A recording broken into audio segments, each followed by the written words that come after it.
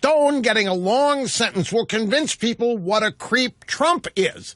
It's getting funny. It's been funny for scary at the same time, but it's getting funny and ridiculous. The media's obsession with fake news, with irrelevant news, they're just looking for anything to keep themselves engaged with hope that they can do something that's going to topple Trump. And after last night's debate, they know.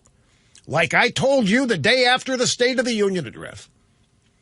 And someday, folks, someday when I get permission, I'm going to tell you the whole story of that day, because it will explain how the Democrats don't have anybody that can touch Donald Trump in terms of achievement, in terms of accomplishment, in terms of standing side by side on a debate stage, in terms of defeating him. They just don't have anybody with half the heart, number one. But they don't have anybody that's even close to him in terms of personality and the ways he has to get what he wants, despite all odds against him. And they're so obsessed that everything they've tried, which has always worked, whenever they targeted a Republican, none of it's working against Trump, and they can't learn from it. They're continuing to try variations of their old weapons and ammo. And now they're camped out at the courthouse waiting for the sentence for Roger Stone, thinking that it's and this non-story about Bill Barr and all these fake leftists acting like they are bipartisan DOJ officials demanding that Barr resign. Barr's not going to resign.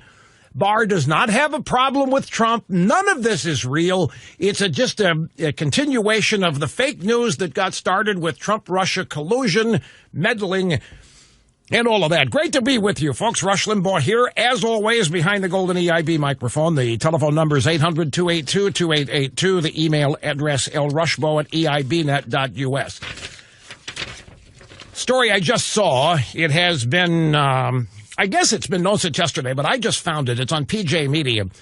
You know how the Democrats, during impeachment, were making this major effort for witnesses because they wanted John Bolton to come up there. They wanted Bolton to unload on Trump. They knew after all of these years, after all of these things, Bolton was the guy that was going to take out Trump for him. And Chuck Schumer is still bummed that he couldn't persuade the rest of the Senate to vote for witnesses. Nothing is going their way. Now Trump is in California, and he's embarrassing out there, embarrassing the Democrats out there. He's doing exactly what I hoped he would do when I suggested last summer that he go out there. Well, here's the news about Bolton, and it is from yesterday. President Trump's former national security advisor, John Bolton, made a public appearance alongside Obama's former national security advisor, Susan Rice. This public appearance was at Vanderbilt University. For those of you in Rio Linda, it's in Tennessee somewhere. And you know what Bolton did? Well, you think it's funny that I have to point out to Rio Linda that Vanderbilt's in Tennessee? Well, it's the kind of thing they might not know. And there are a lot of people who might not know where Vanderbilt is. Think of the train track, for example. Bolton, standing side by side with Susan Rice, you know what he said? He blasted the Democrats' grossly partisan impeachment against Trump and downplayed the impact of whatever testimony he would have had if he had been called. According to Bolton, the House committed impeachment malpractice. Wait till I'm sure they've heard this by now. This is going to infuriate them even further. They don't know how lucky they are that they didn't get Bolton called up there, because he would have embarrassed the heck out of them, even more than they already have been. I saw this, and I just had a Cheshire cat smile. Because I know all of this. Now, let's get to the debate last night. We got audio sound bites from the debate and a lot of reaction from the drive-by. The drive-by reaction to this debate last night is predictable. By the way, I don't mean to sound cynical, And I don't mean to sound bored by it. I'm never bored by any of this. So don't misunderstand any tone in my voice. It's so easy now to predict how the media is going to cover or not cover an event or a story. It's so easy to predict how they're going to be disappointed and when. I don't know what their expectations were for that. Well, I do know what their expectations for this debate last night, that somebody was going to rise up from this cream of the crop and demonstrate they have the ability to take out Donald Trump. And what happened is that it became obvious to anybody watching that none of them have the ability to take out Donald Trump. Trump can take himself out, and that's a long shot, but these people can't. Now, you have to imagine yourself. This is what I try to do. Imagine, you know what I did last night? I'll tell you what, I haven't done this in years. We're on the plane coming home when the debate started. Debate started, and that meant what? That meant watching PMSNBC. And I haven't had PMSNBC on a TV that I've had control of in years. But I committed to it. Because when you watch a debate, you got to watch PMSNBC, and then you got to watch the aftermath of the debate. It is a different world, and I know it's a different world, but to see it, it's an alternative universe. Folks, these people have nothing in common with you and me. Nothing whatsoever. I'll give you an example here in just the most recent news story out of Cambridge, Massachusetts here, just a second. So I watched this last night, and I watched it trying to watch it as a Democrat. Do you know how hard that is? Do you know how hard it is to imagine yourself a Democrat watching these people? I did it because I really wanted to see if I could immerse myself in this enough to try to imagine how your average leftist watching this would react to it. And I don't know that I was able to do that, because my reaction to this debate was that there literally is nobody on that stage or anywhere in the Democrat Party right now that can even occupy a stage with Donald Trump and survive it. There isn't anybody on that stage last night that has the street smarts, the political smarts, the skills, the unstated talents and abilities to stay even with Donald Trump, no matter what the subject matter, no matter what the debate topic. And even Trump tweeted he watched the debate last night, and he said, and he knew it was going to, this is the worst debate he had ever seen, which is classic. It's the worst debate he's ever seen, and Bloomberg was the worst debater he's ever seen. Mini Mike Bloomberg's debate performance tonight was perhaps the worst in the history of debates, and there have been some really bad ones. He was stumbling, he was bumbling, he was grossly incompetent. If this doesn't knock him out of the race, nothing will. And then here is the tagline. Not so easy to do what I did. And there it is. In a nutshell, Donald J. Trump, it's not so easy to do what I did. You know, the great make what they do look easy. Make anybody think they can do it. Even athletes. They're so natural at it that you think you can do it. You want to go try until you do. And then you find out if you're not naturally talented in whatever you're trying to do, you have no prayer. These people think that because Trump got elected, anybody can. because he's outside of politics. It means anybody outside of politics. This is Bloomberg's looking at Trump ever since Trump got elected, and he is seething with jealousy. And this is what is really propelling and motivating Bloomberg. Because Bloomberg thinks he's the smartest guy in New York City, obviously. He thinks Trump's one of the stupidest and dumbest. And if Trump can do it, he can do it. And last night, Bloomberg demonstrated that he doesn't have the foggiest idea what he is doing. Let me give you an example. So Pocahontas hits him on the NDAs. Were you by the way, were you watching the show I'm talking about? Okay. If you weren't, let me check the audio soundbite roster real quick here and see if we've got Pocahontas beating up on Bloomberg on the NDAs. Hang on, just let me. Pages are sticking together. Yeah, grab soundbite number 12 and number 13. This would have been so easy. This would have been so easy to nuke. Even I, not a professional politician, could have done it. So here we go, soundbite number 12. This is Pocahontas going Megyn Kelly on Bloomberg. I'd like to talk about who we're running against. A billionaire who calls women fat broads and horse-faced lesbians. And no, I'm not talking about Donald Trump. I'm talking about Mayor Bloomberg.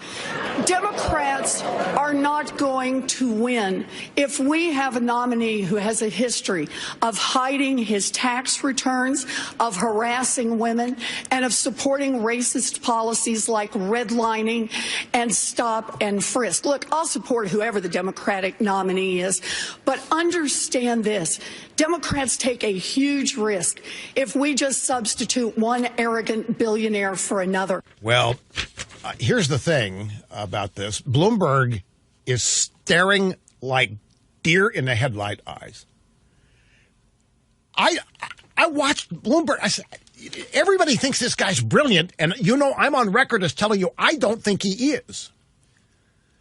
I'm not one of these people that's dazzled by wealth, because I myself am.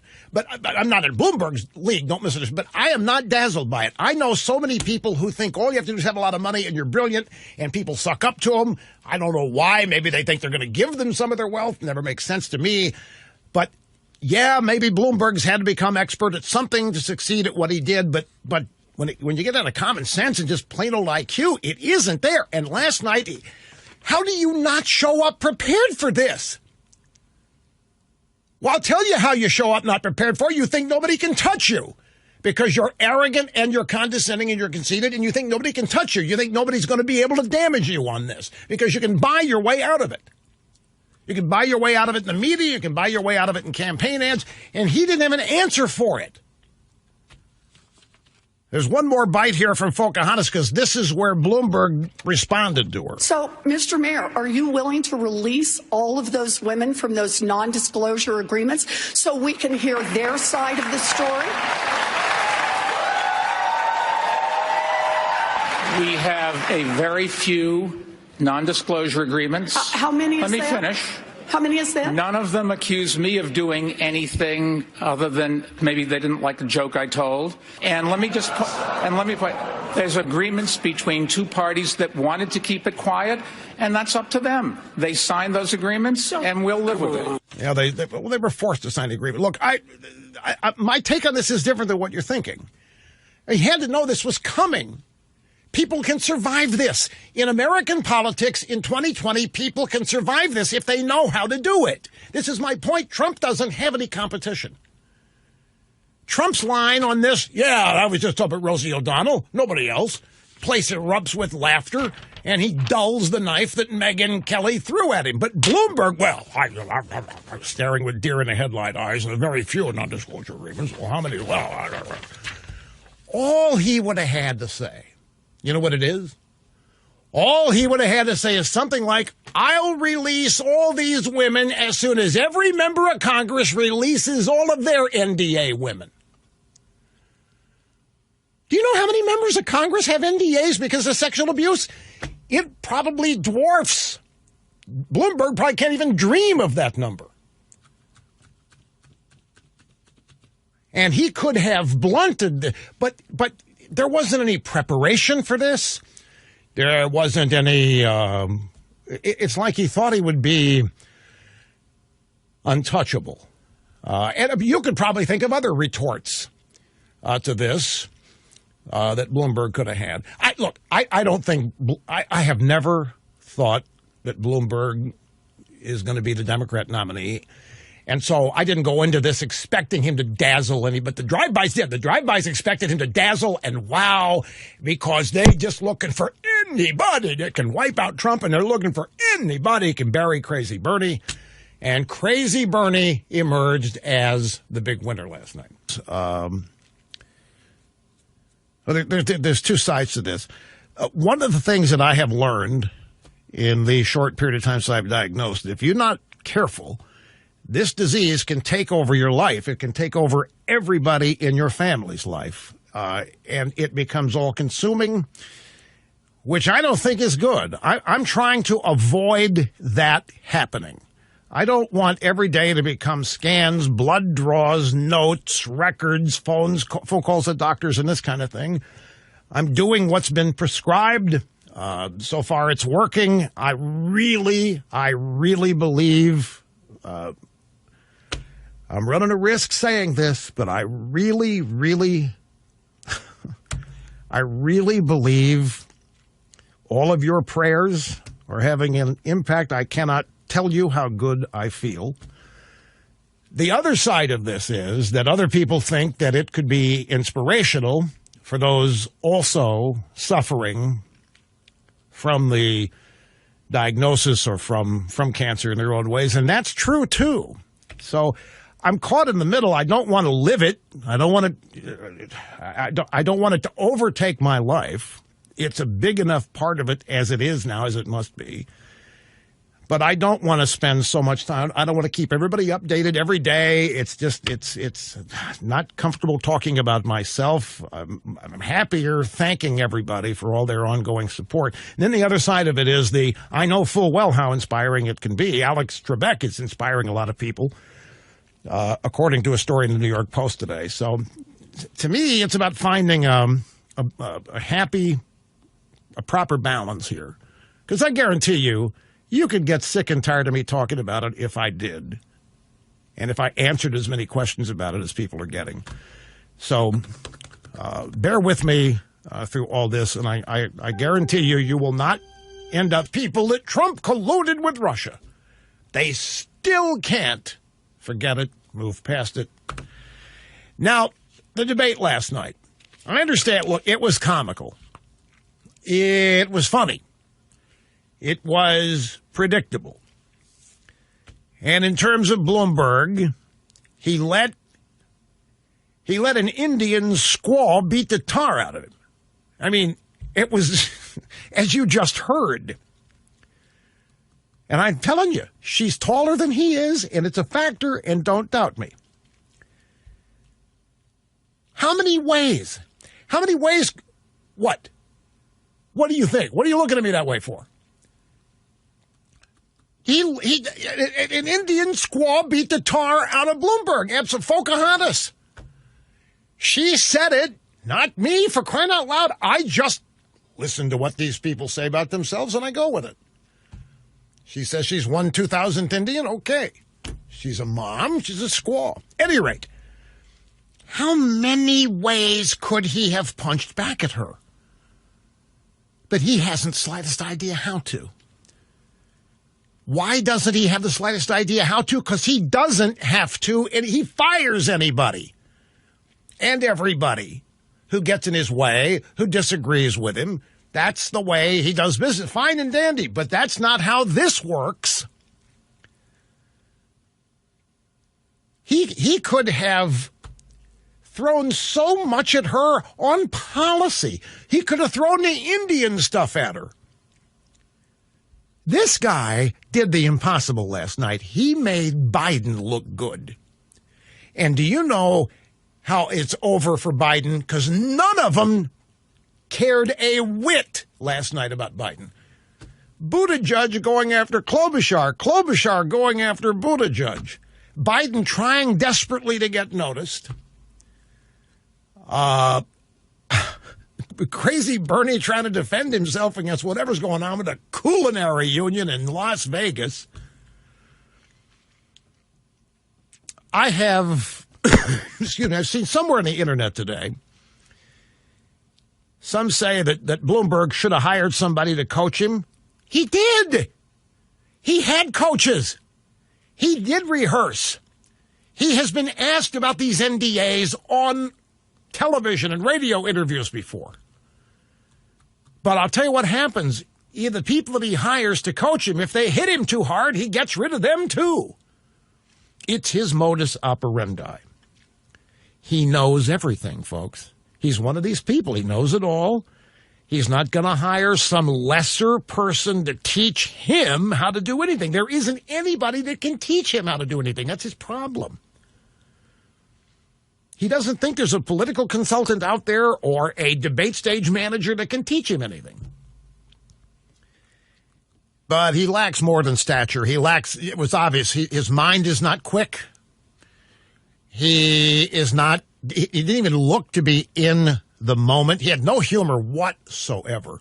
The only thing he said last night that resonated was Crazy Bernie and his conversation about socialism, communism versus capitalism is probably the best conversation in the world to get Donald Trump reelected. He was right about that. But he can't laugh at himself. There's nothing self-deprecating about the guy.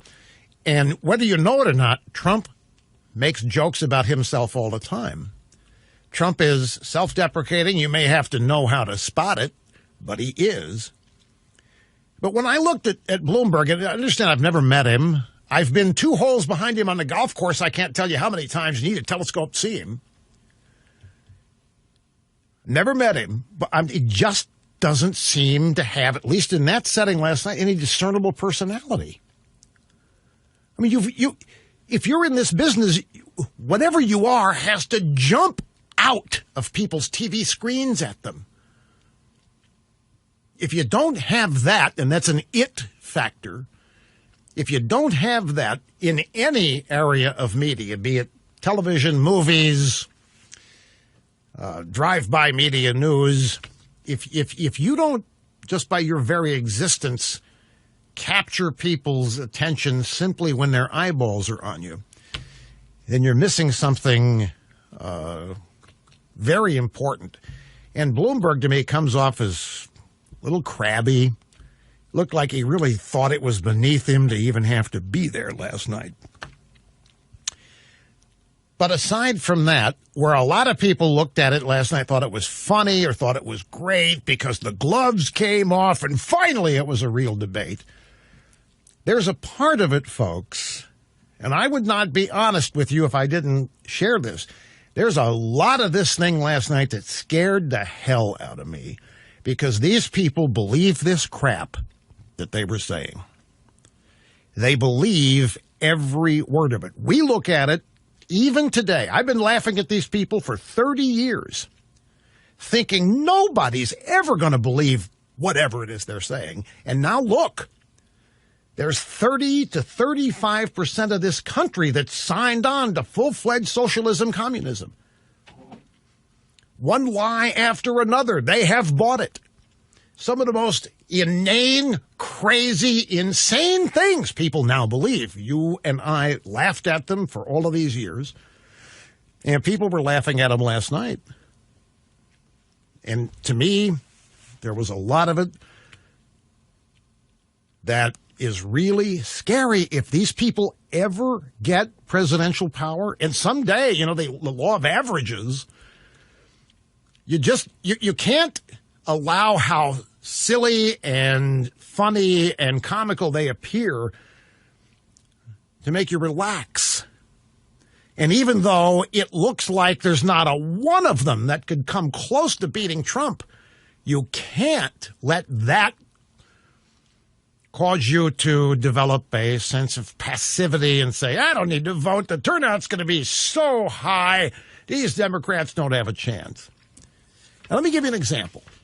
Just a random news story that I happened to see before today's excursion into broadcast excellence began. And it's from Cambridge, Massachusetts. You know what's in Cambridge, among many other things? Harvard. MIT. Skip Gates. Okay? Headline, New Cambridge, Massachusetts law bars police from arresting undocumented immigrants for driving without a license. Now, we've become sort of desensitized to this because this is the kind of thing that's been going on in California for a long time. But let's break this. What is this really? Undocumented immigrant, illegal immigrants, people in the country illegally, in Cambridge, Massachusetts now will not be arrested for driving without a license. You will be. If you are a resident and you're driving without a license in Cambridge, you're going to be arrested. But an illegal immigrant will not be. This is a new Cambridge, Massachusetts law aimed at protecting those who are illegally living in the country from the grasp of ICE. The new law was passed unanimously by the city legislature. It directs the cops in Cambridge to issue a court summons to an undocumented person driving without a license instead of arresting them, although the driver may be arrested for other legal complications if there are outstanding warrants for other crimes. But even that is iffy. Now, folks, this is the kind of thing back 20 years ago when it was proposed that we laughed at. This'll never happen. Why, are you crazy? But we should have seen it coming because this is the route to voter registration for the Democrats. In what universe does it make any sense to give illegal aliens, non-citizens, more rights and more protections under law than law-abiding citizens? In what universe does that make sense? In what universe is that even right? This is why this is why there's such a partisan divide. And note who it is. This is the left. They love big government. They love the biggest government they can get. And now they are crafting laws in local communities to penalize their beloved federal government. And here's a pull quote from a city councilor in Cambridge, Quentin Zandervan. We need to protect our community members from a federal government that's out of control. There are no other reasons for the police to arrest someone. Give them a court summons instead, which keeps them out of the clutches of the Trump administration. So you see, it's all about opposition to Trump, but it's more than that. Anyway, this is the kind of stuff that while you watch these Democrats on stage and you properly have a great time laughing at it, 7 to 9 years. And then when Trump and Barr move in and say, wait a minute, this is outrageous, they huff and a puff and they resign. And the media starts claiming, what a bunch of honorable line prosecutors these guys. It's nothing but a bunch of Mueller holdovers. So the judge hands down 40 months. For those of you real Linda, that is 3 years and 4 months. Or 6 months, whatever it is. 3 years. Not even to the bottom of the threshold recommended by the Trump-hating line attorneys. 7 to 9 years. So here is a headline from CNBC. Roger Stone sentenced to over 3 years in prison as judge slams him for covering up for Trump. And the drive-bys are talking about how the judge made it perfectly sane that this Mueller investigation was valid and that the Trump-Russia collusion was a valid investigation and that Stone's paying the... Stone's got to go through some drug counseling or drug testing is a $20,000 fine, but this is nowhere near the minimum that the Trump-hating DOJ lawyers who resigned suggested. So the drive-bys are pick up the pieces trying to make it look like the judge is affirming everything. The Mueller investigation, the impeachment, WikiLeaks, all of this. It's pathetic. It is literally pathetic. I mean, in the real world, they just got creamed. They're hoping 7 to 9 years. They want Stone to die in jail. And he gets 3 years and a few months. And now they're out trying to make it look like this is devastating to Donald Trump. This could be the end of the Trump administration, is what they want people to believe. All right, let me get started on the phones. Adam in Orange, Connecticut, you're first, and it's great to have you. I'm glad you waited. Hello, sir. Hello, Rush. Thank you very much. To get to the point, I'm sorry. I just wanted to edify the last segment that what I saw on stage last night was just complete hatred and disdain. Bernie's face, Warren's face. And, you know, I edify this because the left-wing the liberal side, all they have to thrive on is people needing them. And what Trump has inevitably created here in the environment in the past 4 years is people don't need them, and they have nothing to run on but negativity and hatred, and that rallies the soldiers on their side. And that's why I think ultimately they're going to lose. They're going to lose big. I think that's exactly right. You know, that is, folks, what Adam said here is so well stated, and it's so basic. There isn't anything uplifting or positive coming out of any of these people. Theirs is a politics of grievance. Everybody in America is a victim of something.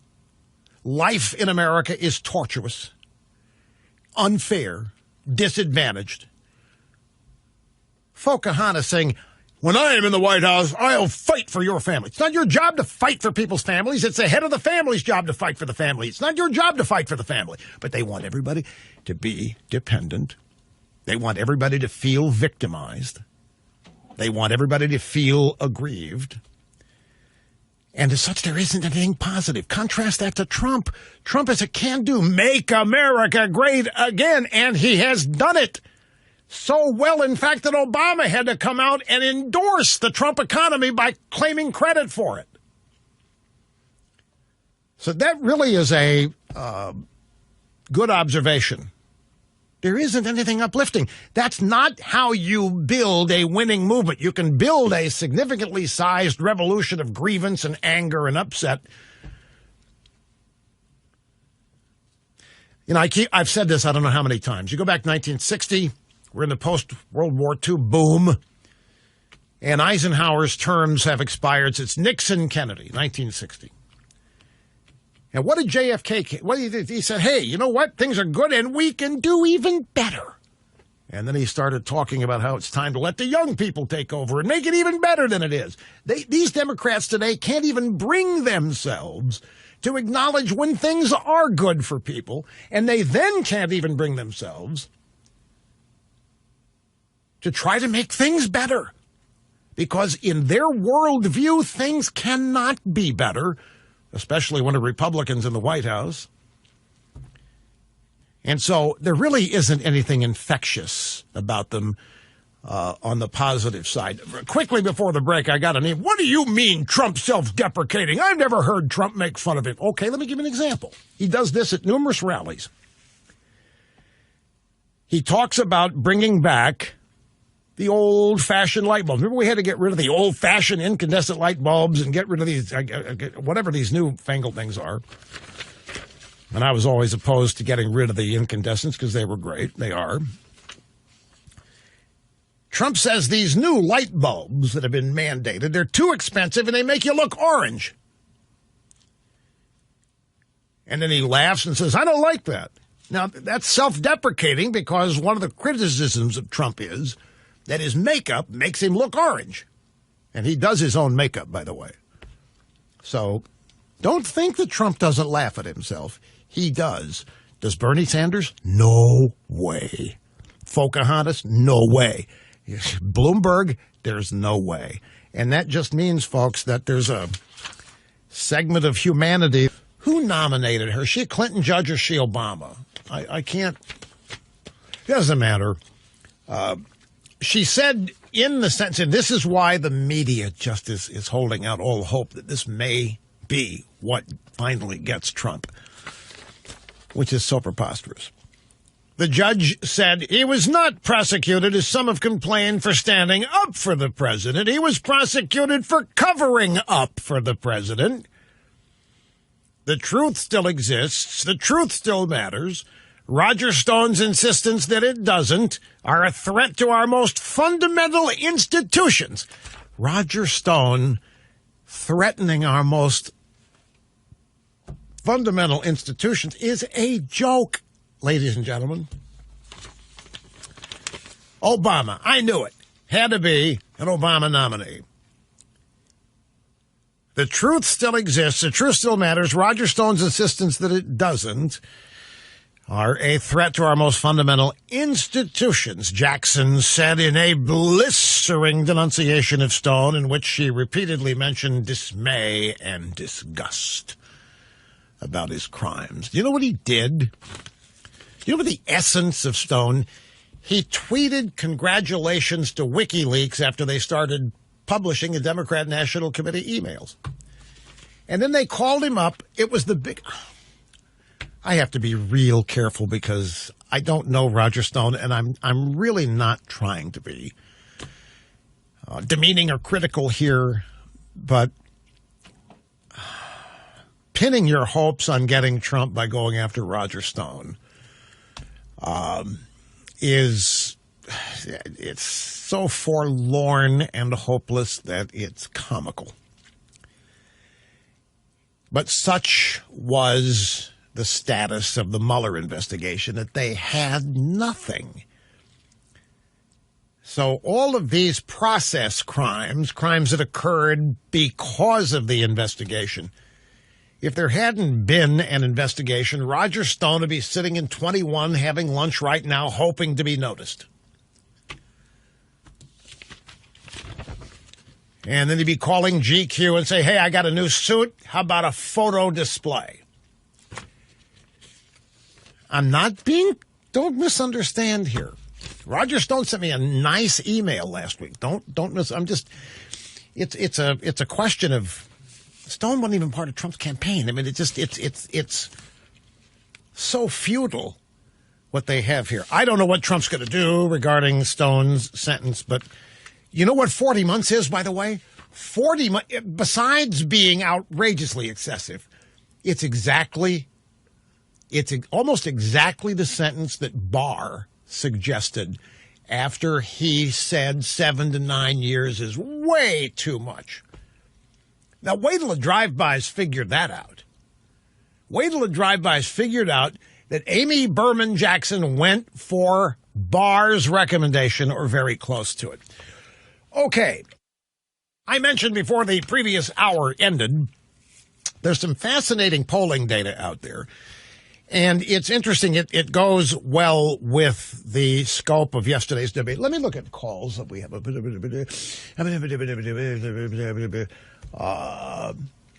There's not a whole lot of reaction at debate last night. You're not getting much, are you?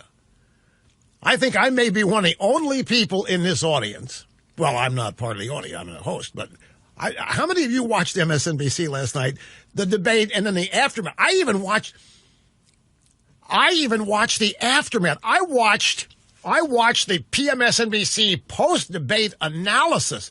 Folks, it was like watching the Star Wars bar scene in English. It was better than the debate. Listening to how seriously all these analysts were examining everything that had been said.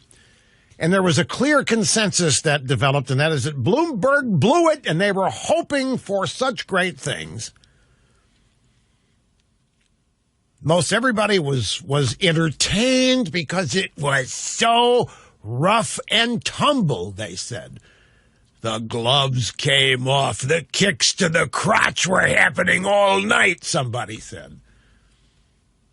I don't know about that, but at any rate, we don't have a whole lot of people reacting to it, but I had to, in the event some of you people wanted to know what happened, I have to be the one with the answer for you, and so I endeavored to watch all that.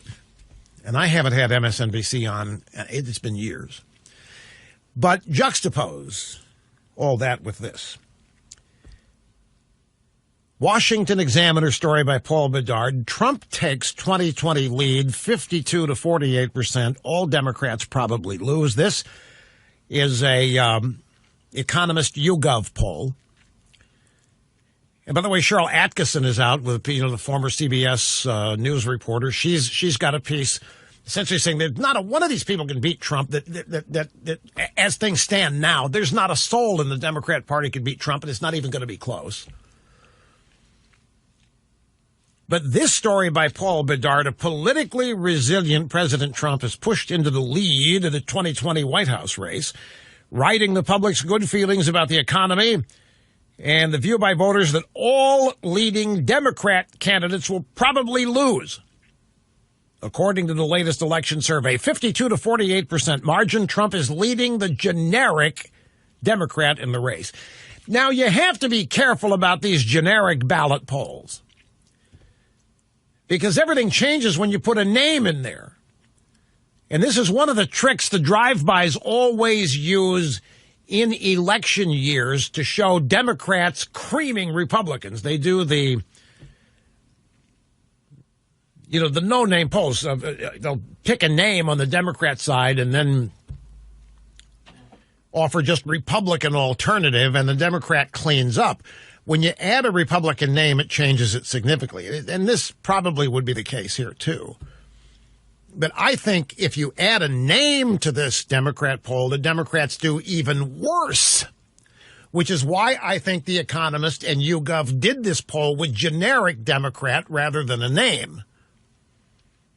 Because this poll shows 52-48. I think it would be even worse if it was, say, Trump versus Crazy Bernie, Trump versus Klobuchar, Trump versus Mayor Pete, Trump versus Bloomberg. 52-48, Trump leading the generic Democrat. A significant margin for a president who just beat back impeachment to stay in office. See, there's another example. Conventional wisdom is dead wrong. They think Trump ought to just be barely squeaking by because he was just acquitted in an impeachment trial. What they don't get is that most people think all of that was bogus and uncalled for and purely political, and frustration on the part of the Democrats because they haven't been able to defeat Trump any other way. That impeachment victory of Trump's was such a slam dunk, there's no wonder it's redounding to him positively. The latest Economist YouGov survey also found that most voters believe Trump will probably beat all of his Democrat challengers by at least 19 percentage points. 19 percentage points. While White House officials are buoyed by the results and other polls showing a post-impeachment surge, some told Paul Bedard, a Washington Examiner, they believe the race is extremely tight and unclear due to the emergence of Bloomberg. Dream on. Bloomberg is not clouding the race. He's clearing the picture. Does anybody... Can I give you the lay of the land on the Democrat side right now? I don't know if the drive-bys are reporting this. I don't know how honest they're being. Right now, Bernie Sanders is unbeatable. Bernie Sanders is going to have a delegate lead after Super Tuesday that Bloomberg cannot buy or beat. If everything holds true the way it's lining up now, Bernie Sanders is going to, and then the thing to watch is going to be, what does the DNC do with superdelegates? That's how they kept him from getting a nomination in 2016. It's not Biden. Right now, Bernie Sanders is sitting in the driver's seat. Even though Buttigieg is leading in delegates right now because of the Hawkeye in New Hampshire, Bernie Sanders, the way things are lining up right now, is going to soon after Super Tuesday have an insurmountable delegate lead. And if Bloomberg doesn't do something about that, and last night did not get him off to a good start, there's no way. This is still about who wins delegates, unless the Democrats change the rules and throw out delegates and say we're going to give the nomination to the richest guy, in which case Crazy Bernie would come in second. He's got 3 homes. Bloomberg has 11. Bernie doesn't have a jet. Bloomberg has 3. Bernie has a little podunk fishing vessel. Bloomberg has 6. Jet. Bloomberg has 3. Bernie has a little podunk fishing vessel. Bloomberg has 6 yachts. But Crazy Bernie would be number 2 in terms of number of homes. Of course, we don't know how many Pocahontas really has. Hi, Rush. Thank you so much for taking my call. It's a privilege to speak to you. In your opening monologue, you said that you don't think anybody on the Democratic side can go toe-to-toe with Trump, and I agree with you. I feel like every time I see or read anything about Tulsi Gabbard, I think it's a shame that for the Democrats that they hate her so much, because she has qualities, I think, that make her appealing in the same way that Trump has qualities that make him appealing. She has no problem standing up to what are these qualities about Tulsi Gabbard that how would you characterize them? I mean, because they really, you're right, they want no part of her. Hillary Clinton's come out, called her Russian agent. She's well-spoken. She's obviously a liberal Democrat. What is it about her that you think they don't like? I think it's the fact that she has no problem calling them out when they're being ridiculous and standing up, like not just jumping on the bandwagon because that's what everybody else is doing. And I also think that she is appealing in that she's not bitter and joyless like the rest of them. And I think she could actually get a lot of Democrats behind her because she just doesn't drink the Kool-Aid like the rest of them. Well, but she hasn't. See, you can think she could, but she hasn't. She entered the primaries. She was in all the CNN town halls. I mean, she had early exposure. I agree that she's very likable. And she's, unlike most Democrats, she's attractive, which may be a problem for her. But she still didn't amass a lot of support. I think it has, personally, I mean, yes, she didn't amass a lot of support. I think that the Democratic establishment did what they could to squash her in the beginning. Oh. And I think that's unfortunate for her and for them. And they wanted to push Biden and they wanted to push Warren or whoever else they wanted to push, and it's just kind of backfired on them really bad. Yeah. And I think a lot of the Democrats are angry, especially the Bernie supporters, who feel like the establishment is telling them, no, this is what you want. Well, they're all angry. There's not and Tulsi's not.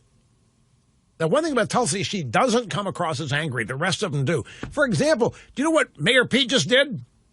Mayor Pete just demanded that Bloomberg pull out of the race because of his debate performance last night. Mayor Pete, who Bloomberg accurately characterizes as a mayor of some town. You didn't hear that? Oh, yeah, Bloomberg says of Mayor Pete, just a mayor of a town. He doesn't even rate my I don't need to think about the guy. He's a mayor of some town somewhere. I was mayor of the biggest city in the country. Not in a debate. He didn't say a debate last night. This is beforehand. But Mayor Pete, Bloomberg has a duty to get out of the race. I've had people send me emails. Would you expand what you mean by the Democrats don't have anybody who can go toe-to-toe with Trump? I could do, folks, to accurately define what I mean by this and explain it, I would have to offer you some things I can't write. I've just some details on the entire day that led to Catherine and I going to Congress. This is the House chamber for the State of the Union address. Let me see if I can try, though. And I'm talking strictly about personality. I'm talking about depth of character and heart, confidence, just an aura and an attitude that anything can be done, that anything can happen, and that there's no openness for anybody being negative about anything. It's a personality trait. It's a character trait. And what is ironic about it is that people who only have formed an opinion of Trump based on criticism he gets in the media cannot, when you tell them that he has depth of character and heart, you lose them. They think that the last thing Trump has is character. They think he's totally devoid. They think he's brusque, and he's an ogre. This is the public image of him that the media has trumpeted since he first got in the race in 2015. But when you get to know him personally, and I mean really get to know him, and you encounter the can do, will do, there's no way we can be stopped personality, then you realize how rare it is. If there's any self-doubt in Donald Trump, he will never portray it unless he's joking about something.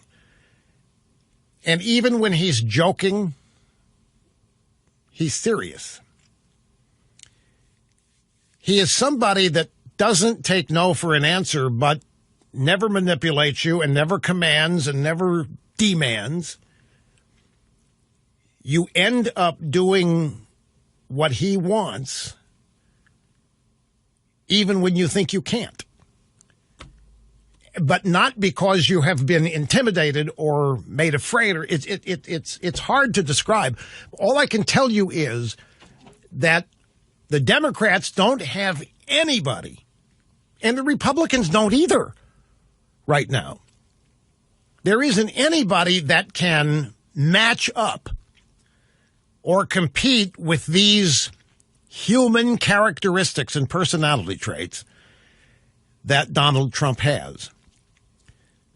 But I'm still not, I haven't zeroed in on it, and it would be easy if I could give you some details that I don't have permission to share yet about that day. But if I were able, you would not have any questions about what I'm talking about. So do your best to believe what I'm telling you here. It's a rare personality and character that Donald Trump has. There aren't very many people who could use thinking you can't do something if he wants you to do it. I'll just give you one example, and this is sort of out of context, and it's not going to be fully explanatory. But on that day, we had no business being able to make it to Washington on the day of the State of the Union. We didn't have any clothes. My transportation was not available. Doctors, I had a crucial surgical procedure at 5 p.m. that day. There was no way in under the sun I had any business being in Washington that night. And I tried to tell the president this, and he agreed with me. Oh, yeah, your health comes first. There's no question. Look, I've cleared you into Reagan National. My guys are going to meet you. They're going to bring you right here to the White House. If you need a tailor to fix the jacket, we got somebody here. Don't worry about it. I understand your health has to come first. What do you say to that? I've cleared you into Reagan National. My guys are going to bring you here to the White House. If you need somebody to fix a jacket, no problem. I understand your health comes first. Can't you just tell the doctors to do part of it, like right now, and then let you go later this afternoon? Well, it's not quite that easy. Well, what's his name? And I knew nothing about the medal at this time. I knew nothing about it. And it's one of the reasons he was so insistent. But the point is, in his world, there was no way it wasn't happening. No matter what was standing in the way, it was going to happen. No matter what the objection was, no matter how sensible the objection was, no matter how sincere it was, no matter... But it ends up happening because you want to do it. It's not because you've been commanded. It's not because you have been ordered. It's not because you've been intimidated or manipulated to show up. It's hard to describe. All I can tell you is there are so few people. Now, I understand he's got the power of the presidency, but even without that, he's this kind of guy. And it's just... It's rare, and I can assure you the Democrats, Republicans either have nobody. Bloomberg thinks he can do it, and he's making a fool of himself. Now, speaking of that, the ratings are in for this debate last night, and they're big. They are big, and the reason for that is all the hype about Bloomberg and the rich guy. And I'll tell you something, folks. You really have to learn to ignore the conventional wisdom. The conventional wisdom is that the Democrats destroyed themselves last night. The conventional wisdom is that crazy Bernie, he is leading the pack and he is leading the delegates. And by the way, one of the moderators last night asked every participant in the debate, do you think the Democrat with the largest number of delegates, even if it's not the minimum requirement, should the Democrat with the largest number of delegates get the nomination? Crazy Bernie was the only guy who put his hand up and said yes, because he's going to have most of the delegates.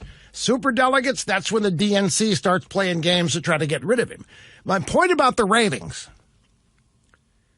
with a lot of people tuning in, the conventional wisdom that these people look like fools last night, to you and me, yeah, but I'll guarantee you that there are enough disaffected, angry, aggrieved people who think they're victims are going to tune in and watch this thing last night, and if somebody impressed them, you don't count your chickens, you know, the old hackneyed saying. But whereas the conventional wisdom, even throughout much of the mainstream media, is, in fact, let me give you somebody to this. We put together a montage. Yeah, here, grab number 5. This is a montage of the drive-bys reviewing Bloomberg and his performance. But the conventional wisdom is that this was a disaster for the Democrats last night. And some people say if the ratings were big, it's an even bigger disaster. But I don't think what I have learned after 30 years of thinking nobody's going to believe this leftist claptrap, and I've watched the number of people who do grow and grow and grow, I don't discount anything. So this is about, not long, 37 seconds, drive-by media experts shocked by how disastrous Bloomberg was. Bloomberg was awful. I'm sorry. The performance was god-awful. It was one of the worst performances. Bloomberg had a rough go. They tore the skin off him. You have to call Mike Bloomberg the loser. He was definitely the big loser. This probably was the most expensive night in Vegas I've ever seen. He lost everything. It was a very bad night. An absolute flameout. What a disaster. It was an utter and complete disaster. He should have just stayed home. This was a disaster for Bloomberg. Bloomberg went in as the Titanic, billion-dollar machine Titanic. Titanic meet iceberg. That's Van Gogh. Do you think they're right? You think they are right? You think in this case conventional wisdom's got it right? See, yeah, I know to us the guy looked like a doofus, deer in the headlight, didn't know how to do things, but he's still got all that money, and people are still fascinated by that. Especially Democrats. You know, don't believe this garbage. Democrats don't care about money. They care about money more than you do. And they use it to gauge their status. And so why do you think most billionaires in America are Democrats? At any rate, here is Andrew Yang. Now, this is a guy, he's out of the race. He's the big climate change guy. He was telling everybody in the early debates, we need to move people to higher ground because of climate change. He was on the CNN post-debate analysis. And somebody said to him, Andrew, you know this field the best. You know what it's like on that stage. What's your take on what happened?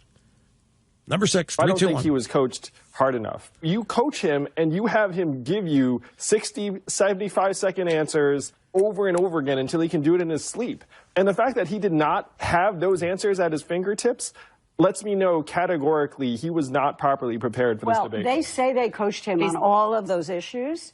And that he had extensive debate prep with real mock debates, with his aides playing all the roles of all the people. Okay, so how do you explain it? If they did coach him, and I told you they did, if they coached him, then and if he thus was supposedly prepared, then what happened? I'll tell you what happened. He doesn't believe the people that coached him. There isn't anybody that can tell him any more than he already knows. He is one of these personality types. Partly because he has all this money. He thinks he's smarter than everybody else, and there's nobody can tell him anything. Nobody in politics can tell him anything. He's been mayor of New York, and he commanded you can't have a soft drink more than 12 ounces. He's the expert. He's the expert how much sodium you should be eating, and nobody can tell him different. So, yeah, he went through the coaching, but it obviously didn't take. Here's more Andrew Yang as he adds to the analysis. Donors who are on the sidelines right now, frankly, getting phone calls from Mike Bloomberg saying, hey, sit this one out. I got this. And if you're a donor, not donating is actually a pretty appealing pitch. Mike Bloomberg is calling donors saying, don't give to my opponents? Mike Bloomberg is calling donors saying, hey, just sit this one out. I've got this. I'll bankroll the whole thing. Just don't donate to anybody. I heard this from a major donor, a person who donates to a number of candidates ordinarily. Don't you love that? He's calling other donors. Don't donate to these people. I got it handled. And then he watched the debate last night. I don't think you got it, Mini Mike. I don't think you got it handled. We'll see. Folks, talking about Democrats watching a debate, when the conventional wisdom says that Bloomberg stunk up the joint, it's entirely possible that many Democrats watching loved him. Don't doubt me. I'm not predicting it. But I'm just telling you I wouldn't be surprised. I mean, when's the last time you believed the media on anything? Huh? Who? Mr. Snerdley is asking me if I think the Democrat base appreciated Bloomberg talking about how he made his own money with hard work. No, they think the game's rigged. That doesn't impress them.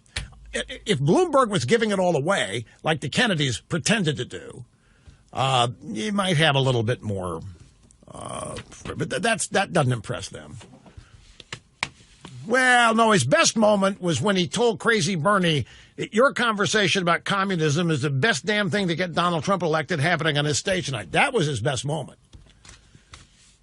Let's see, we got one more, Doug Schoen. Doug Schoen has come out of retirement. He's been a Fox News political analyst ever since he got dumped by the Clintons he left the Clintons, I'm sorry. But now he's back with Doomberg. Doomberg has hired Doug Schoen. So Doug Schoen was on Fox News last night.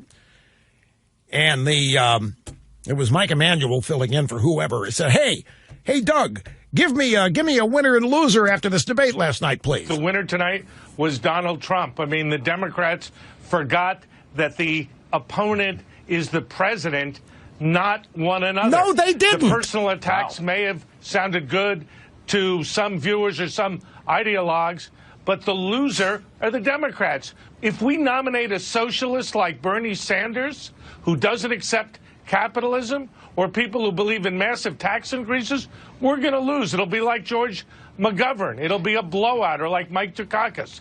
Frankly, I was very discouraged with what I saw as a Democrat and as somebody who wants the party to win in November. Now, this is what I don't get. These candidates all hit Trump last night. They also hit each other. What the hell are they supposed to do? Trump's not the opponent right now. If you're Mayor Pete, Klobuchar, and everybody else the opponent. Well, Bloomberg's the opponent. Crazy Bernie's. What are they supposed to do? They have to hit each other last night. And here's another thing. Doug, you have to forgive me. The idea that McGovern's an outlier or that Dukakis is not. How come your party keeps nominating socialist outliers? Your party keeps nominating socialists. Obama had everybody cowed. You can't have a bigger Trojan horse than Barack Obama. Obama gets elected 40% of the white vote because they want to end racism. They're tired of being called racists. And they think the best way to eliminate all this talk about America being a racist nation is to vote for the first black guy running for president. So they did. And then what does Obama do? Here comes massive Obamacare. Here comes all this big-time left-wing socialism. They didn't call it that, but that's what it was. There isn't a Democrat on that stage who's not a socialist. Bernie is a communist. But how in the world, I don't nominate McGovern and Dukakis. Yeah, these are the standard bearers. The Kennedys were the same way. The idea that these guys are outliers is what's wrong. The Democrat Party is a socialist party. You cannot conclude anything other than that when the leading front runner is a communist. Crazy Bernie. How in the world do you say he's an outlier? Sorry, Doug, but, you know, the Democrat Party, when it had guys in it like, who was that old guy from Texas? John Connolly, and then, who? Lord Benson, yeah, he was, but he's not the guy I'm thinking of. There was a standard old Democrat Party standard bearer. Can't think of his name. It'll come to me. But those days of the Democrat Party are gone.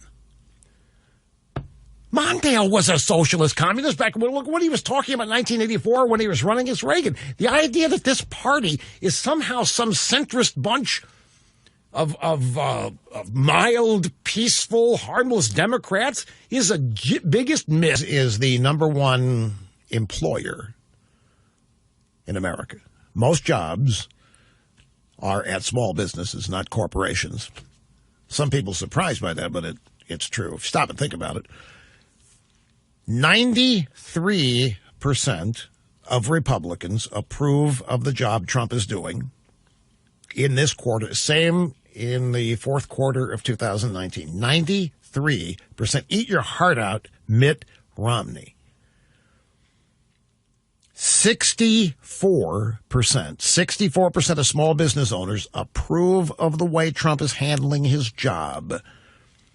This is the highest approval rating for Trump among entrepreneurs since CNBC and SurveyMonkey began conducting this survey in 2017. 64% small business owners. This is responses for more than 2,100 small business owners. 64%. Here is Mary in Sparks, Nevada. Great to have you. How are you doing? Hi. I'm actually quite well. How about yourself? Very well today. Thank you for calling. Sure, and God bless. You know what I was wondering is this whole Roger Stone thing. I watched it played out this morning on Fox News, and being that his sentence is 3 years, 4 months, do you think that the Democrats are going to use him as a vehicle for Impeach-a-Palooza 2, whether Donald Trump decides to pardon him or not, but to use Roger Stone as a vehicle so that they can impeach again? Maybe. I know they're chomping at the bit. Let them. My attitude on this, Mary, is let them try. It's not going to have any impact. It's so overblown now. I think the Democrats, the best thing they could do is to just stop all of this investigation stuff as a means of because it's being counterproductive. They have made Trump more popular. They have made Trump more sympathetic. They have bombed out at every one of these attempts to get Trump via some sort of crime, misdemeanor, high crime, what have you. So I don't think it would succeed. I think they would become a laughingstock. I think the media, though, would support it. That's what would kill them. The media get fully behind it, try to make it look like the biggest scandal of all. And there isn't the biggest scandal of all. Not one of these scandals has panned out to anything except Biden. Biden has been hurt more than Trump by any of this. Son Hunter. No. I'm not thinking of Scoop Jackson. It was a Texas guy. Bob Strauss. Bob Strauss was the prototype Democrat when you think of what the Democrat Party used to be. Remember Bob Strauss? He was from the Hugh Scott Republican era and all that, but he's long gone out there now. Those kind of Democrats. It'd be other things that he's going to be. He wouldn't just comment on the Stone sentence and listen to announce a pardon today. Just he won't do that because Stone hasn't actually been sentenced yet. Stone is petitioned for new trial, and if he's granted a new trial, then this sentence will be delayed and delayed and delayed. So Stone's not going to jail anytime soon. And the judge, Amy Berman Jackson, she went out there. She said, 7 to 9 years, the original suggestion. That was just way too much. So Stone gets 3 years and 4 months, which is 40 months. And he's got a $20,000 fine. Apparently he has to do some drug rehab or counseling, whatever. But it's much less than was suggested by those wacko lying attorneys from the Department of Justice, the Mueller holdovers that were recommending 7 to 9 years. But CNN can't help themselves. Now they've got this list of Trump associates convicted and sent to jail. They just can't give it up. It's amazing. These are otherwise, you think, smart people. You think they would figure out it isn't working. What is the media's objective, do you think?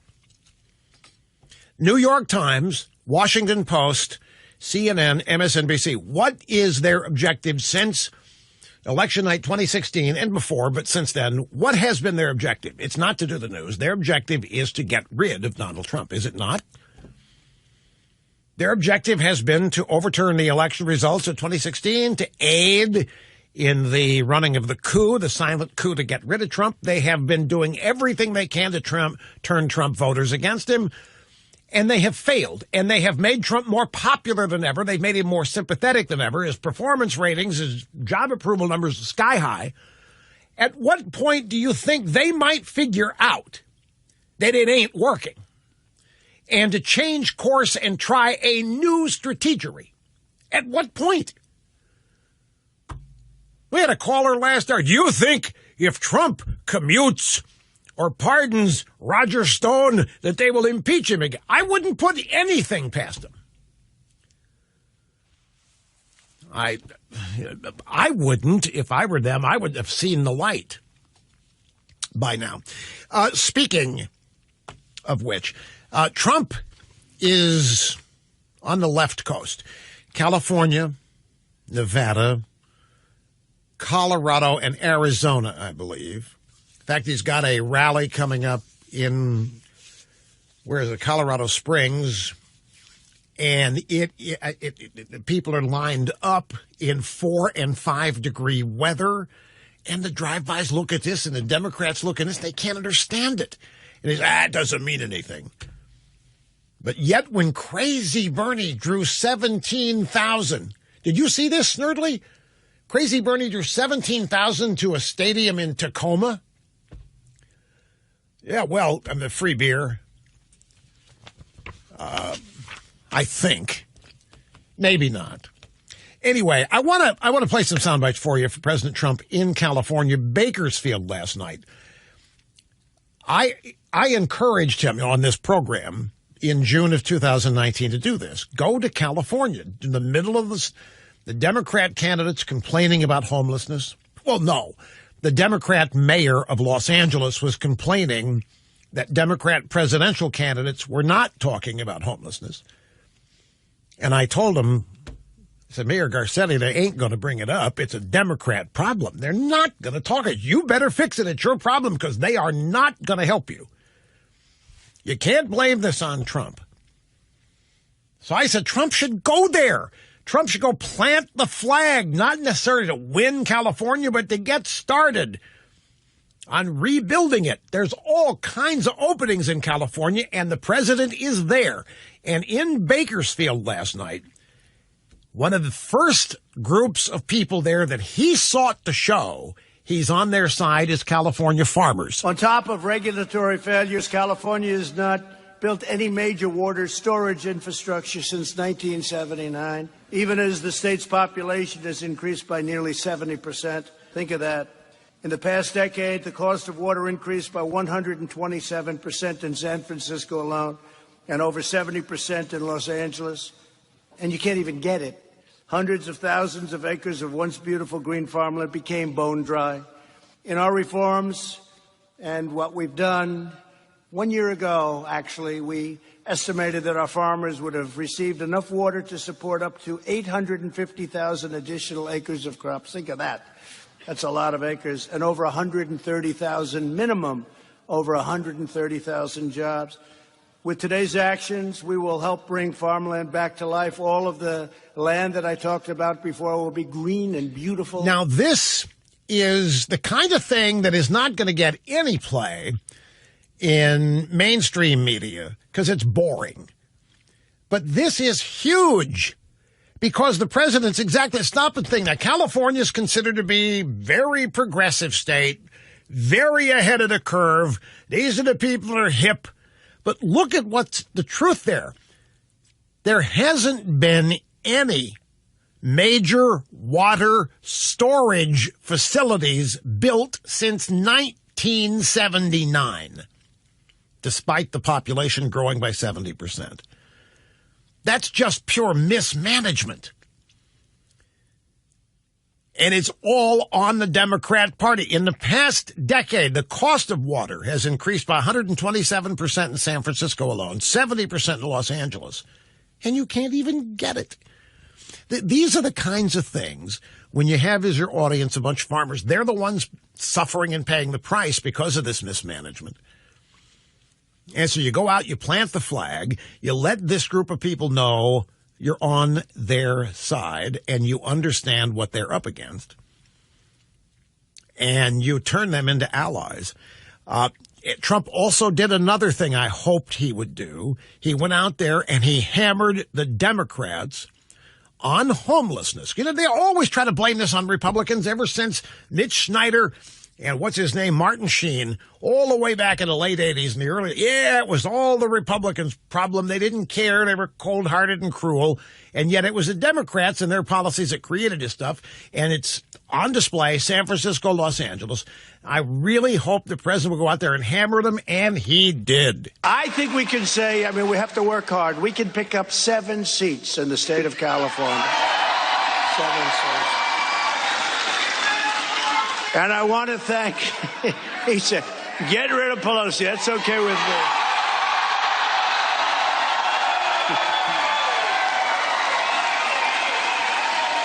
A lot of people agree. Look what's happened to San Francisco. So sad what's happened when you see a slum where it's a slum. It's worse than a slum. There's no slum like that. What they've done to San Francisco is a crying shame.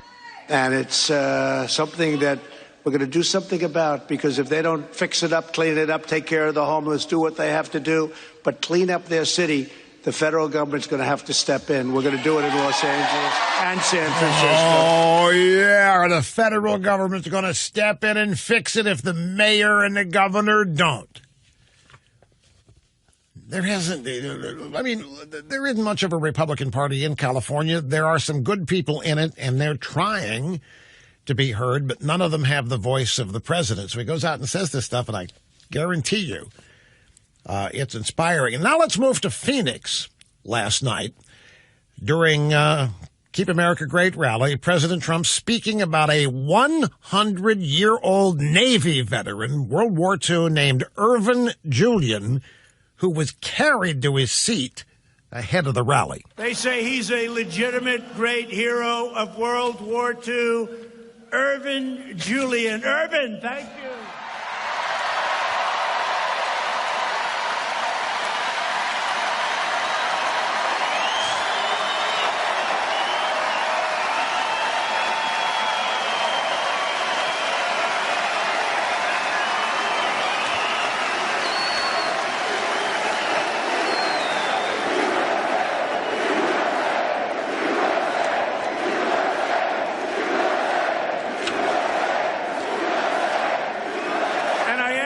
Son Don to get a couple of hats and get some things and give them to Irwin right now. And I want to thank you. Really, that's a great honor.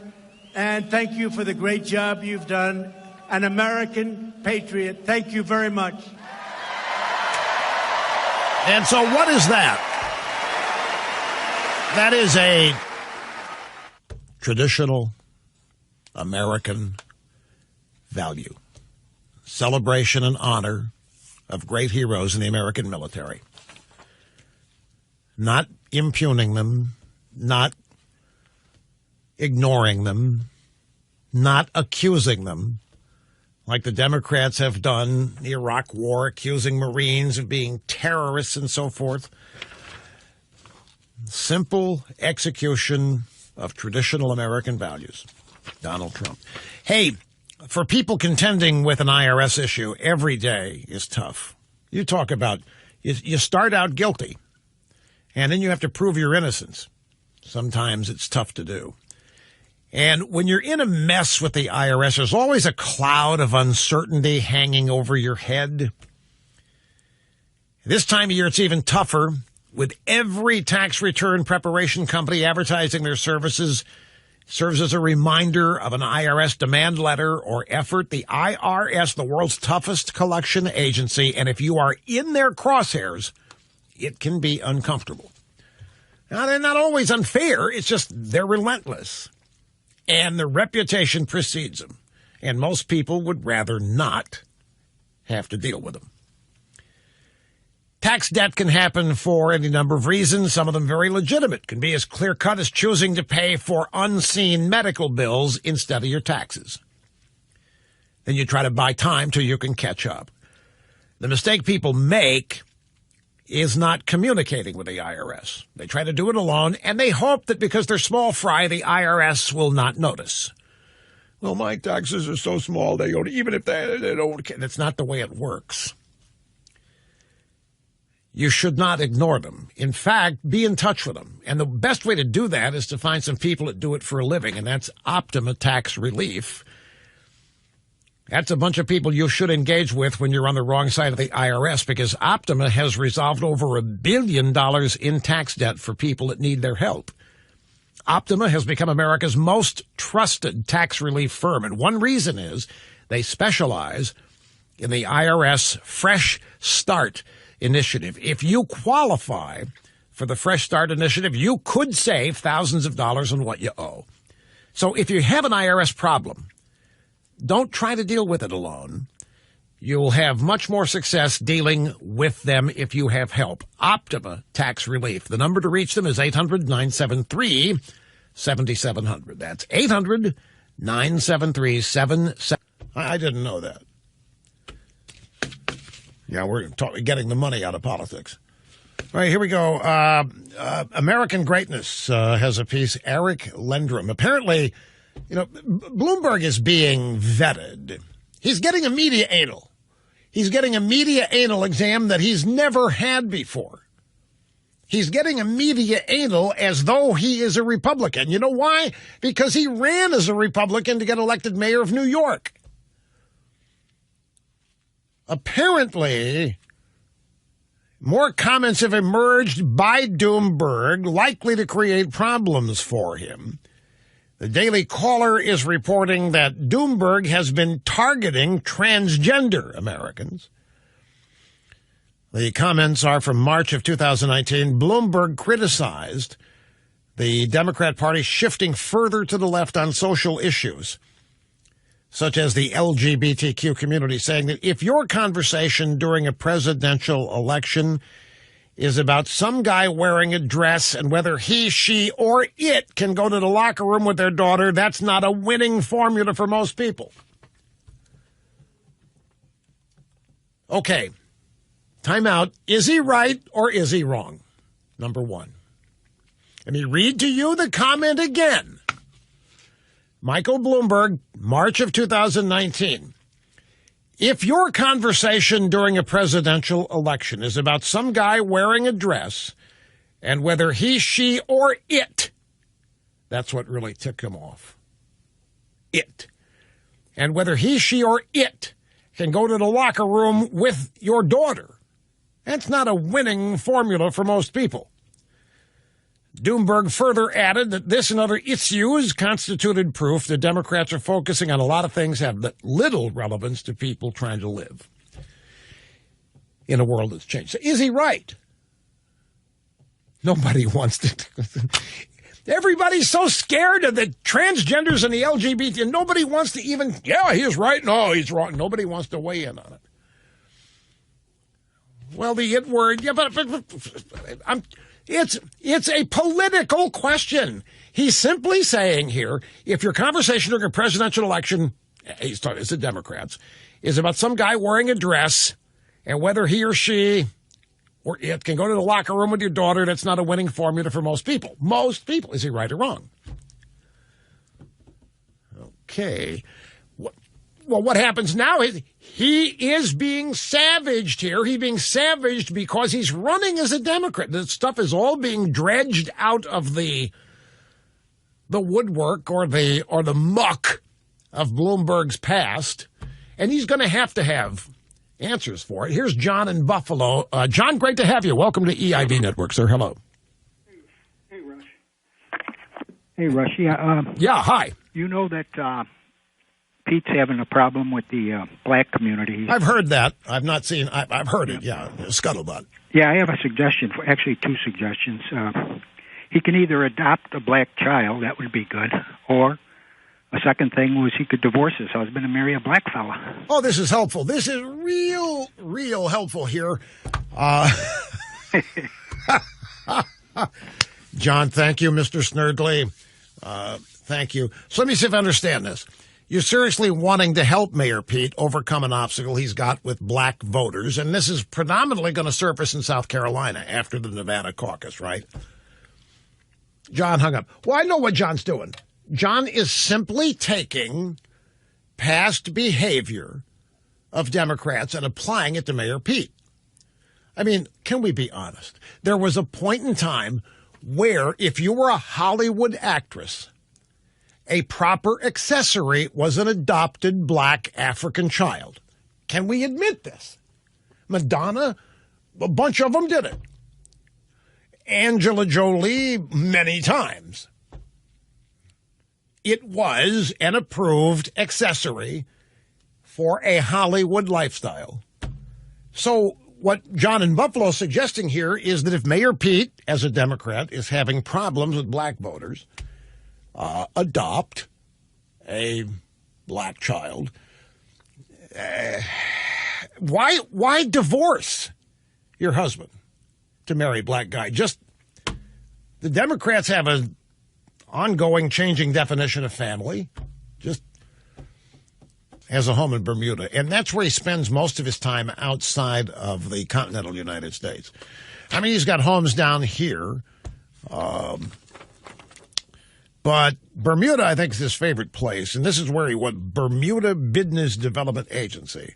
And this is what he said about transgenderism and the presidential election. If your conversation during a presidential election is about some guy wearing a dress and whether he, she, or it can go to the locker room with their daughter, that's not a winning formula for most people. There you have it, and it is the word "it" in there that has offended Democrats. Nothing else has bothered them.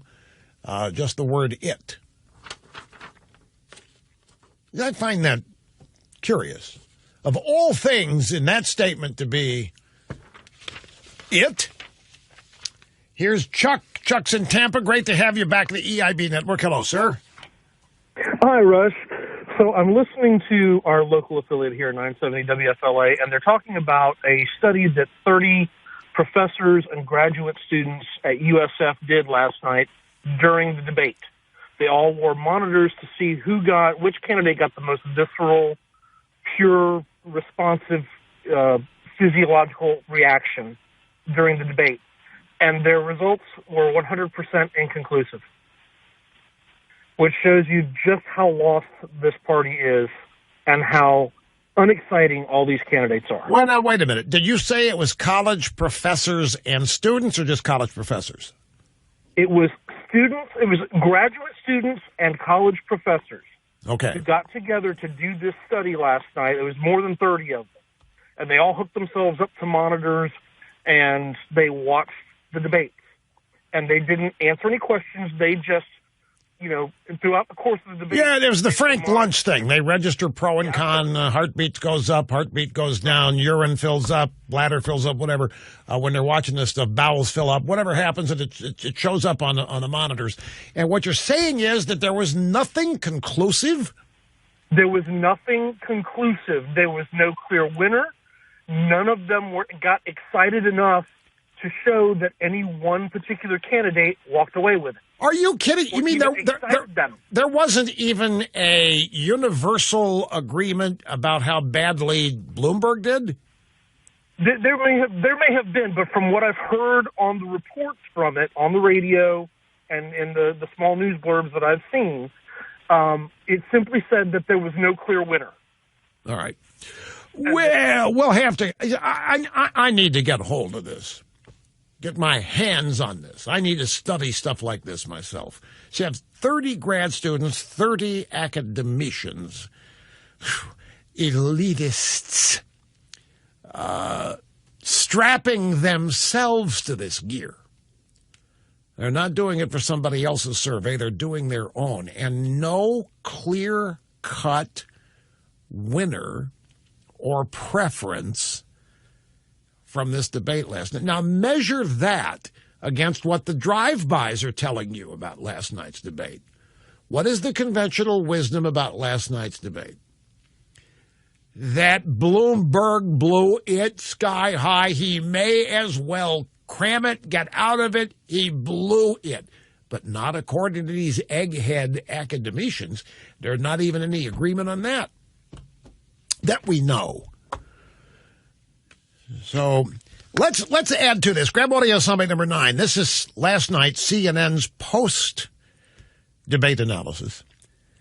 And Fredo Cuomo had the punk, Terry McAuliffe, the former governor of Virginia. He said, hey, punk, is tonight a step closer to beating Trump for the Democrats after what you saw? No. Nobody, Chris, is going to go into our convention in Milwaukee with 1,991 delegates. It's not going to happen. Bernie is going to get at 30% in every one of these contests going forward. He is marching toward the nomination. His goal is he's got to have a big enough lead going in so no one... You don't think he'll have a plurality? He will have a plurality. He needs a big one. Because if it's a close one, then I'm telling you, Milwaukee, you can burn the house down. Donald Trump will be eating popcorn, having a great time. So the punk here thinks that nobody is going to get the required 1,991 delegates to secure the nomination, which means brokered convention. Now, last night at the debate, the candidates were asked, do you think at the end of this process, the candidate with the most delegates, even if it's not the minimum required, should be the nominee? Only Crazy Bernie raised his hand. Now, the punk is right. Crazy Bernie is leading in the delegate battle right now, and he will continue to lead. If nobody gets to 1991, the Democrats are going to do something with superdelegates.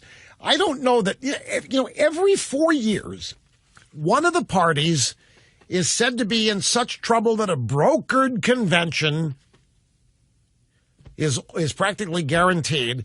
And do you know it never happened? We haven't had a brokered convention since, the 50s? And yet they keep talking about it. They keep dreaming about it.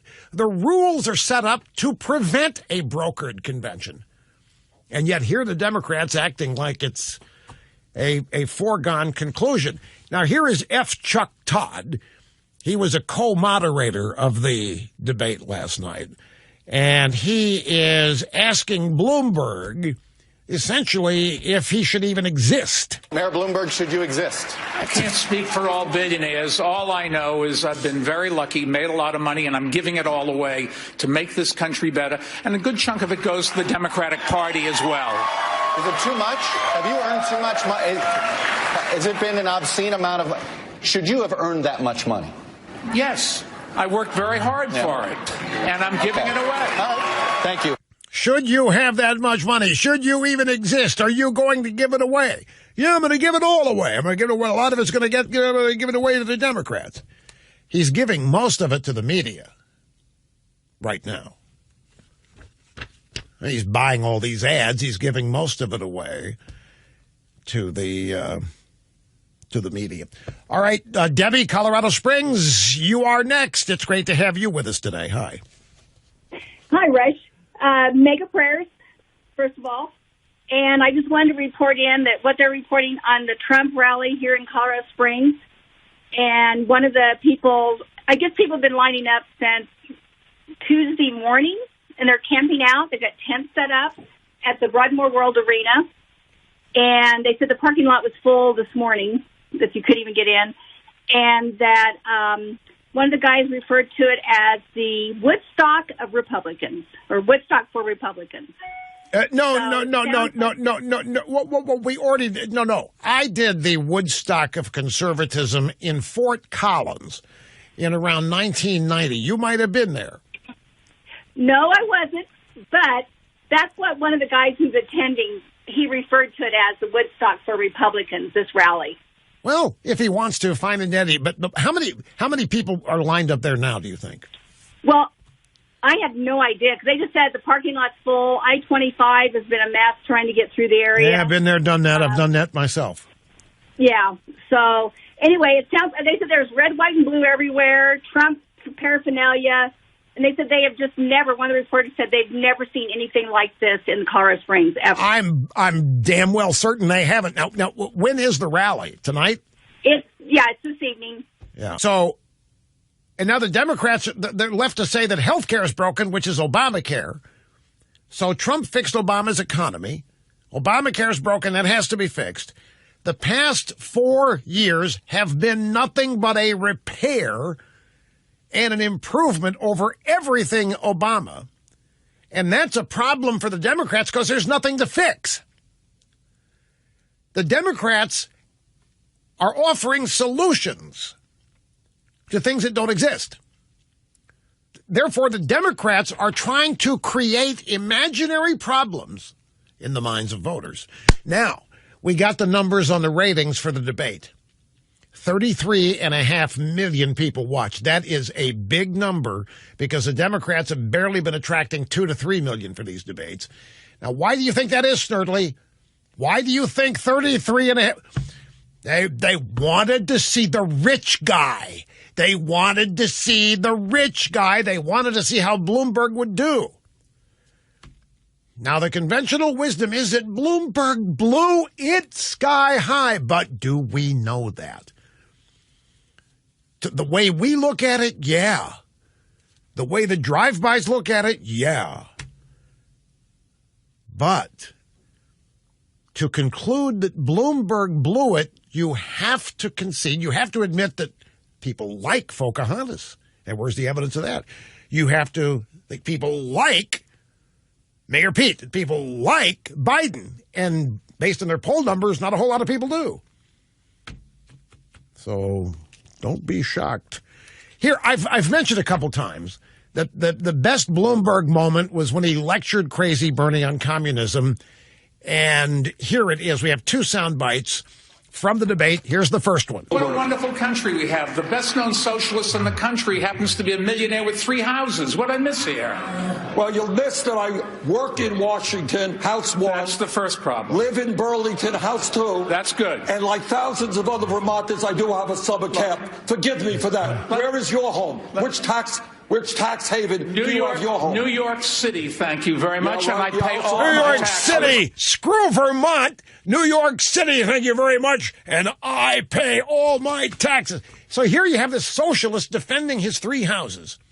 The billionaire proudly bragging about his 11 houses and all the taxes he pays.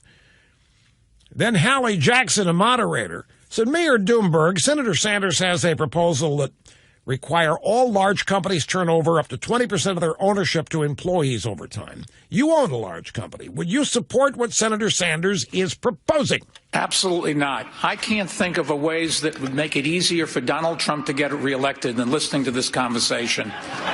It's ridiculous. We're not going to throw out capitalism. We tried that. Other countries tried that. It was called communism, and it just didn't work. The audience boos! I'm telling you, folks, this audience booed capitalism. Do not make the mistake of assuming that nobody's going to fall for this crazy stuff, because that's what the Democrat Party is crazy, with countless millions of people falling for it.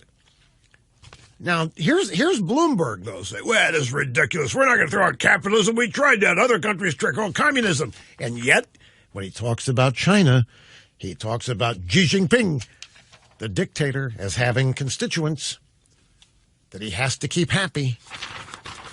There's some weird people on this Democrat side. Weird people. You use email, right? Chances are right now you have an email in your inbox from a cyber hacking scammer. There's a good bet that you have a phishing attempt email in your inbox. And the cyber hacker is just waiting for you to click on the link in that email. It's nothing personal. They don't even know you. They've gotten hold of your email address somehow. They're sending out thousands of bogus emails pretending to offer you some solution or tell you you're in the middle of a problem that you have to solve by clicking on the link, something you place value on if you just click that link. And some of you will click that link. And before you know it, you have deposited malware on your computer or your phone, and that hacker can now get into your machine and get some of your passwords and get some of your contact data, whatever. This is how identity theft often starts, and it's when you become the victim. Now, the most obvious sign could be a ransomware demand, or you suddenly learn that accounts are being opened in your name without your knowledge. How do you protect yourself from this stuff? How do you protect yourself from yourself? I mean, you don't know. You click on a good look, and it could be a fake email from a credit card company, a fake email from like Apple in an online outfit you do business with.